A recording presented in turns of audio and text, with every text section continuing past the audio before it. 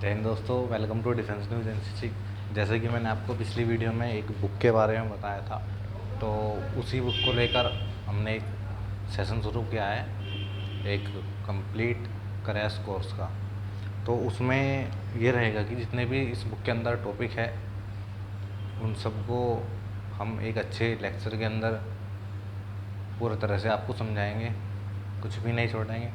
तो इसलिए हमने एक इसमें लास्ट में एक मॉडल टेस्ट पेपर दिया हुआ है। क्वेश्चन का लेवल बहुत अच्छा है, तो उस के बारे में आज हम बात करेंगे, ठीक है। तो चलिए शुरू करते हैं। जैसे कि मैंने पहले भी वीडियो डाली हुई है, तो आज एक और वीडियो उसी के ऊपर है। तो सबसे पहला क्वेश्चन जो जेडी में पूछा जाता है, ठीक है, एनसीसी का फुल फॉर्म पूछा जाता है। कभी कभी बी में भी पूछ लिया जाता है, लेकिन जेडी में 100% पूछा जाता है। तो आपको पता ही है एनसीसी का नेशनल कैडेट कोर, तो ये आप ध्यान रख सकते हैं। खास करके जेडी वालों के लिए बहुत ही इम्पोर्टेंट क्वेश्चन है मेरे हिसाब से। अगला जो हमारा क्वेश्चन है वो है एनसीसी की स्थापना दिवस बताएं। तो एनसीसी की स्थापना कब हुई थी, ये बहुत ही बेसिक क्वेश्चन है। तो इसका आंसर है 15 जुलाई 1948, ठीक है। जब एनसीसी शुरू की गई थी तब एनसीसी का क्या नाम था, तो इसका आंसर आप सभी को पता ही होगा। तो इसका आंसर है यूनिवर्सिटी कोर, ठीक है। तो इस तरह से बहुत छोटे छोटे इसमें क्वेश्चन दिए गए हैं, उस तरह से हम सभी को पढ़ेंगे। एनसीसी में वायुसेना और नौसेना स्कंद की स्थापना कब हुई, यानी कि जो हमारी, जैसे कि मेरी आर्मी विंग है, एयरफोर्स विंग है और नेवी विंग है, इस तरह से इन्होंने पूछा है कि एयरफोर्स विंग, यानी कि एयरफोर्स विंग और आपका नेवी विंग की स्थापना कब हुई। तो वायुसेना स्कंद यानी कि जो आपका एयरफोर्स विंग है उसकी 1950, और जो नेवी है उसका 1952, याद रख सकते हैं। एयरफोर्स 1950 और नेवी आपका 1952। एनसीसी का मुख्यालय कहाँ, यानी कि हेडक्वार्टर पूछा है कि कहाँ है मुख्यालय, तो इसका आंसर है नई दिल्ली। तो मोस्ट ऑफ आप सभी को पता है हमारे जो भी मुख्यालय है वो ज़्यादातर न्यू दिल्ली में ही है। एनसीसी का सर्वोच्च अधिकारी कौन और किस पद का अधिकारी होता है, तो इसका आंसर है महानिदेशक। लेफ्टिनेंट जनरल उसकी रैंक होती है, तो याद रख सकते हैं आप, पूछ लिया जाता है। आपको नाम भी याद होना चाहिए, साथ ही साथ उनकी डेजिग्नेशन भी आपको याद होनी चाहिए कि जिस अधिकारी का आप नाम लिख रहे हैं उसका आपको सब कुछ पता होना चाहिए, नाम, डेजिग्नेशन, सब कुछ। भारतीय संसद में एनसीसी अधिनियम कब पारित हुआ, तो इसका आंसर अगर आपको पता है तो जिस चीज़ भी क्वेश्चन का आपको पता है उसका आप कमेंट कर सकते हैं। तो इसका आंसर है हमारा 1948 में, यानी कि जब इसकी स्थापना हुई थी तब।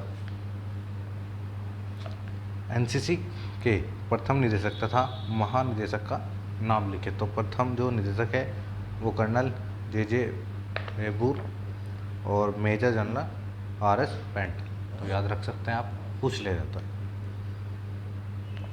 किस महानुभाव की अध्यक्षता में सरकार ने 1946 में समिति गठित की थी एनसीसी के लिए, ठीक है। तो इसका जो आंसर है वो है पंडित हृदयनाथ कुंजरू, ठीक है। अगला जो हमारा क्वेश्चन है वो 17वें निदेशालय की स्थापना किस राज्य में की गई थी, यानी कि जो हमारा डायरेक्टरेट है उत्तराखंड डायरेक्टरेट में इसकी की गई थी, जो 70 डायरेक्टरेट था हमारा, ठीक है। 17th जो डायरेक्टरेट था वो हमारा उत्तराखंड है, ठीक है, याद रखना है आपको। एनसीसी में वर्तमान में कितने निदेशालय हैं, तो आप सभी को बताएं 17 है। एनसीसी का मोटो पूछा गया है कि एनसीसी का मोटो क्या है, तो आपको पता ही है एनसीसी का मोटो, ठीक है, यूनिटी एंड डिसिप्लिन। एनसीसी की जो स्ट्रेंथ है वर्तमान में लगभग कितनी है, तो 15 से 17 लाख के बीच आप लिख सकते हैं। ये खुद को भी पता होना चाहिए कि हम एनसीसी कर रहे हैं तो हमारी स्ट्रेंथ कितनी है, ठीक है। एनसीसी गान लिखिए, तो इसमें वैसे पूछा गया है कि प्रथम पंक्तियाँ, तो आप सभी को पता है हम सब भारतीय हैं, ये हमारा एनसीसी गान है। एनसीसी दिवस भारत में कब मनाया जाता है, तो इसमें भी पूछ लिया जाता है और हमें खुद की नॉलेज के लिए भी पता होना चाहिए। तो इसका आंसर है नवंबर माह का अंतिम रविवार, ठीक है, तो आपको याद रखना है नवंबर माह अंतिम रविवार।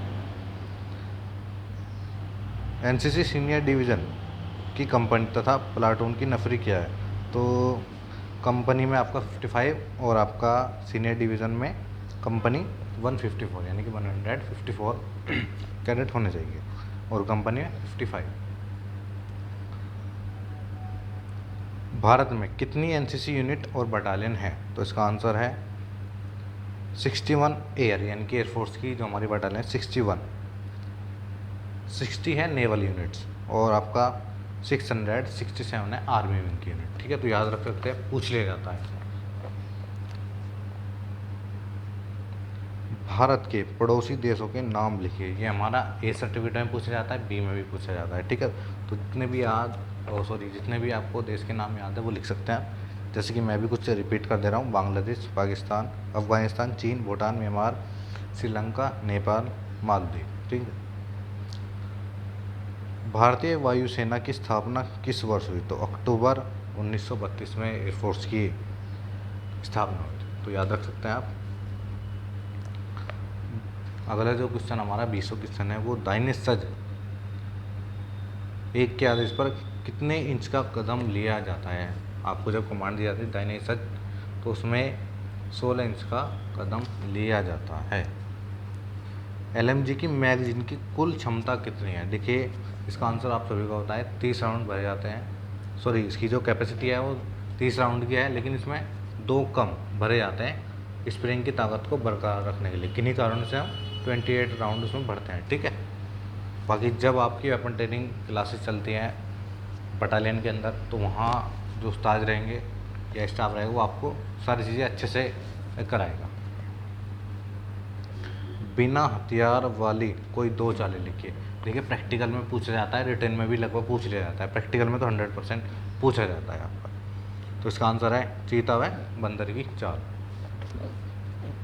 सर्विस प्रोटेक्टर का मुख्य उपयोग क्या है? प्रैक्टिकल में पूछा गया है क्वेश्चन जो है ये प्रश्न पूछा गया है। इसका प्रयोग दिग्मान खींचने व डिग्री मापने के लिए किया जाता है। वायु में कौन कौन सी गैसें होती है? तो आप सभी को पता है, बेसिक क्वेश्चन है, तो आप लिख सकते हैं इसका आंसर। मानचित्र के प्रकार लिखे, तो इसने अभी 2 पूछे हैं, लेकिन आपको 6 याद रखने हैं जो कि इस बुक के अंदर दिए गए हैं। तो पहला है प्राकृतिक, दूसरा राजनीतिक। तो आप और भी लिख सकते हैं, आर्थिक, इस तरह से करके। ठीक है,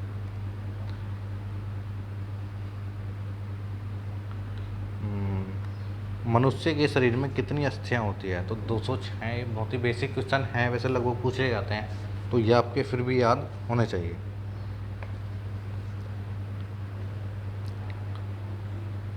स्वस्थ व्यक्ति की जो हृदय की धड़कन है वो 1 मिनट में कितने बार, यानी कि हार्ट बीट पूछे, नॉर्मल जो व्यस्क होता है उसकी। तो इसका आंसर आप सभी को पता है, 72 बार 1 मिनट में हमारा दिल धड़कता।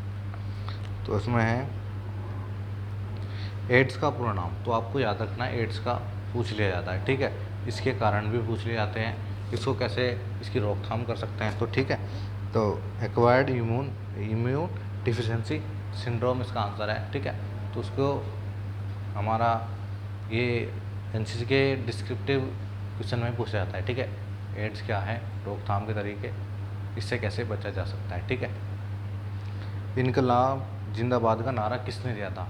ये तो हम सभी को पता ही है किसने दिया था, इसका आंसर है भगत सिंह। डायबिटीज रोग का मुख्य कारण क्या है? तो इसका आंसर है इंसुलिन। भारत के राष्ट्रीय गान के रचयिता कौन है? ये सब क्वेश्चन हमको पहले से ही पता है, तो इसका आंसर है श्री रविन्द्रनाथ टैगोर। ठीक है, भारत का सर्वाधिक साक्षरता वाला राज्य है? केरल है इसका आंसर, क्योंकि वहाँ पे सबसे ज़्यादा जो पढ़े हुए लोग आपको मिलते हैं, तो सबसे ज़्यादा साक्षरता है वहाँ की। शरीर में रक्त की कमी से होने वाला कौन सा रोग है? तो इसका आंसर एनीमिया पूछा गया है क्वेश्चन, बेसिक क्वेश्चन। किन्हीं 3 प्रकार की गांठों के नाम, नोट के नाम पूछे हैं इसने। तो पहला है दोहरी गांठ, अंगूठा गांठ, ध्रुव गांठ। ठीक है, इस तरह से भी लगभग 7-8 गांठें हैं हमारी एनसीसी के अंदर, वो सब आपको पढ़ लेनी है। बारूदी सुरंग के दो प्रकार बताइए। तो उसका आंसर आप लिख सकते हैं एंटी टैंक और एक एंटी पर्सनल माइन। याद रख सकते हैं, माइन आपको पढ़नी है, पूछ लिया जाता है।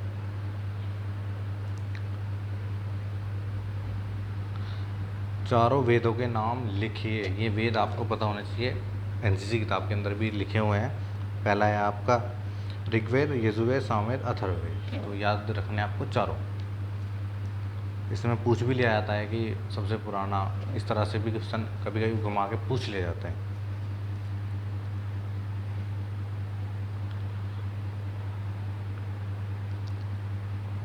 अगला हमारा क्वेश्चन है, एनसीसी में एएनओ बनने की आयु क्या होती है?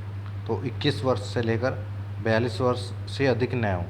बीएनसी सर्टिफिकेट प्रमाण पत्र धारक को, एक्स आर्मी मैन को 2 वर्ष की छूट है। ठीक है, तो आपको खुद की नॉलेज के लिए भी ये पता होना चाहिए। जलने की हालत में व्यक्ति को कौन सा इंजेक्शन दिया जाता है? बहुत ही अच्छा क्वेश्चन जीके का। तो मार्फिन इसका आंसर है। प्रमुख पाचन अंग कौन कौन से हैं? तो कुछ हमें जो हमारे पार्ट्स हैं बॉडी के वो लिखने हैं, इंटरनल पार्ट, जैसे कि मुख, ग्रास नली, अमाशय, ग्रहणी, छोटी आंत, बड़ी आंत, अग्नाशय। ठीक है। फायर आदेश के 3 प्रकार लिखिए। पहला है हमारा फायर कंट्रोल ऑर्डर, योजना आदेश, फायर निर्देश आदेश। ठीक है, ये पढ़ना है आपको। आपके सवाल आपको अच्छे से चीज़ें करा देंगे, तो जो भी मैं बोल रहा हूँ वो आप एक तरह से प्रैक्टिस सेट है, आप पढ़ सकते हैं इन सबको। अगर आपको इसका पीडीएफ चाहिए तो आप मेरे को पर्सनली व्हाट्सएप में मैसेज कर सकते हैं। ठीक है, आपको वहाँ मिल जाए। आप ग्रुप में ऐड है, ग्रुप में सीधा आप मुझे मैसेज करें और अपना तैयारी शुरू करें। साथ ही साथ अपना अकेडमिक्स में भी 50% से ज़्यादा ही दें। ठीक है, ऐसा नहीं है कि आप एनसीसी की तरफ ज़्यादा अपना फोकस रखें, साथ ही साथ अपना अकेडमिक्स में भी आप फोकस रखें। ठीक है। अगला क्वेश्चन है बहुत ही जीके का क्वेश्चन है, जैसे कि विटामिन सी की कमी से होने वाला रोग। तो इसका आंसर है स्कर्वी। और डी की कमी से होने वाला रोग सूखा रोग।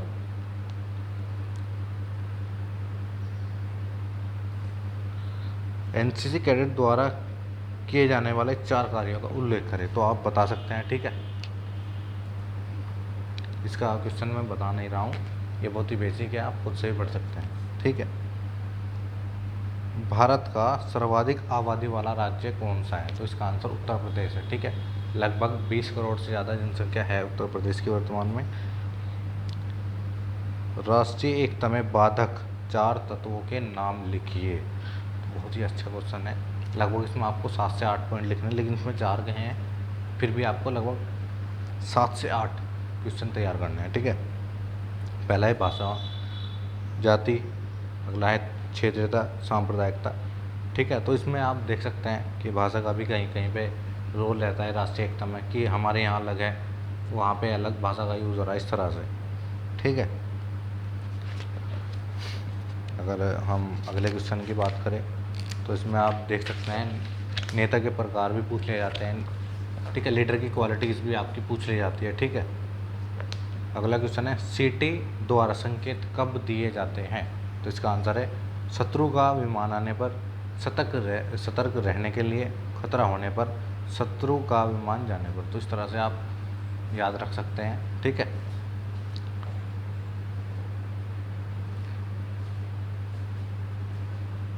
अगला हमारा क्वेश्चन है, अगला क्वेश्चन आप लिख सकते हैं, जल के 3 मुख्य स्रोत क्या है? तो सोर्स ऑफ वाटर आप लिख सकते हैं, कहाँ कहाँ से हमें पानी मिलता है। तो इसका आंसर आप लिख सकते हैं नॉर्मली, जैसे कि भूमिगत जल, सतही जल, वर्षा का जल, इस तरह से। जल में घुलनशील प्रमुख विटामिन कौन से हैं? तो इसका आंसर आप लिख सकते हैं बी और सी विटामिन पानी में घुल जाते हैं। किसी भी पागल कुत्ते काटने से कौन सा संक्रमण रोग होता है? तो इसका आंसर है रेबीज। और ये क्वेश्चन डिस्क्रिप्टिव भी है कि रेबीज कैसा होता है, कैसे हम रोकथाम कर सकते हैं। ठीक है, इसके लक्षण भी पूछ लिए जाते हैं कि रेबीज से काटने, मतलब रेबीज से होने वाले सिम्टम्स, ठीक है, कैसे पहचान करेंगे, इस तरह से।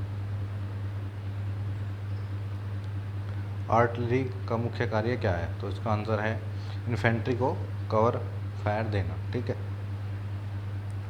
रक्षा सेवाओं के लिए 2 प्रमुख परीक्षाओं के नाम लिखिए। पहला है हमारा NDA नेशनल डिफेंस एकेडमी, और सेकंड है हमारा CDS कंबाइंड डिफेंस सर्विस। ठीक है।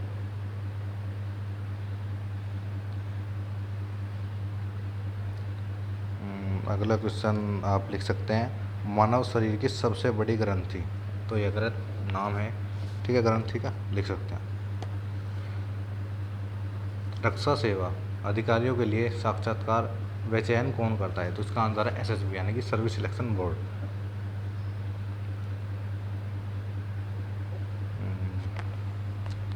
अगला है डेज को लेकर कि जैसे कि हमारा विश्व साक्षरता है कब मनाया जाता है?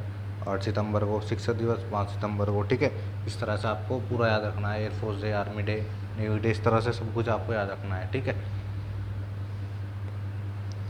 जैसे कि आपका थल सेना दिवस 15 जनवरी को मनाया जाता है, इस तरह से आप याद रख सकते हैं। अगला क्वेश्चन है हमारा, भारतीय सेना का बुनियादी हथियार। तो इसका आंसर आपको याद होना चाहिए, जैसे कि इसका आंसर है 7.62 mm LMG। ठीक है, सॉरी, इसका आंसर है 7.62 mm SLR। तो ये इसका बुनियादी हथियार है हमारी आर्मी का।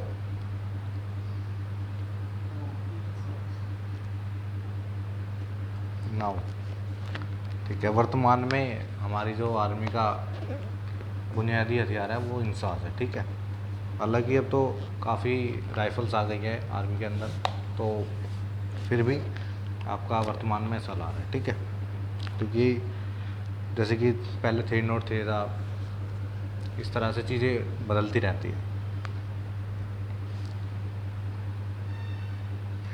थंब का आदेश कब दिया जाता है? ठीक है, तो इसका आंसर आपको पता ही होगा, ड्रिल करते हैं जैसे, तो बायां पैर दाएं ले जाते हुए। ठीक है। CO का पूरा नाम लिखे, तो फुल फॉर्म भी आपको पूरी तरह से याद रखनी है। ठीक है, जैसे इसका है कमांडिंग ऑफिसर।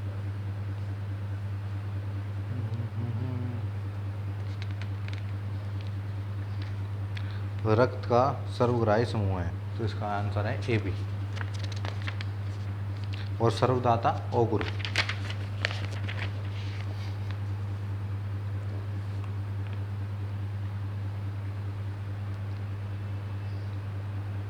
भारतीय सेना की कुल कितनी कमांड है? तो इसका आंसर है 7 कमांड। ठीक है, और इनमें एक ट्रेनिंग कमांड भी है, और आपको याद भी रखनी है कि कौन सी कहाँ पर है। B सर्टिफिकेट और C सर्टिफिकेट में बेसिक क्वेश्चन है, पूछ लिया जाता है।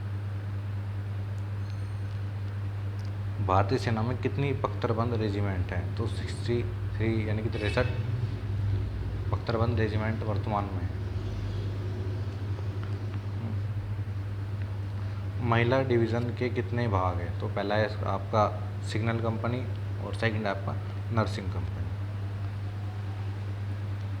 हालांकि अब तो इंजीनियरिंग में भी कर दिया गया है, बाकी आप खुद से पढ़ सकते हैं कि कहाँ कहाँ पर अब ये हो गया है, कितने भाग हो गए हैं महिला के लेकर, महिला डिवीज़न को लेकर।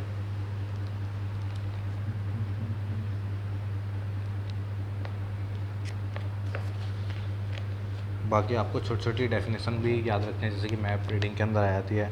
पठार किसे कहते हैं, पहाड़ किसे कहते हैं, दर्रा किसे कहते हैं, इस तरह से पूरा आप पढ़ सकते हैं। मैप रीडिंग में छोटी छोटी डेफिनेशन सिर्फ उसी के अंदर है। ठीक है, मैप रीडिंग में लगभग 10 नंबर के लगभग डेफिनेशन पूछी जाती है, छोटी छोटी 2 नंबर की, तो वो आपको याद रखनी है।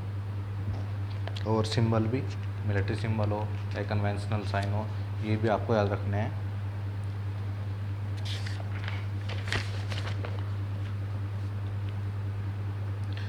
जैसे कि इस बार आ गया है कि कंपास के हिस्से पुर्जों के नाम लिखे, तो 10 आपको याद रखने हैं। याद आपको 12 रखने हैं, लेकिन फिर भी 10 आपको याद होने चाहिए।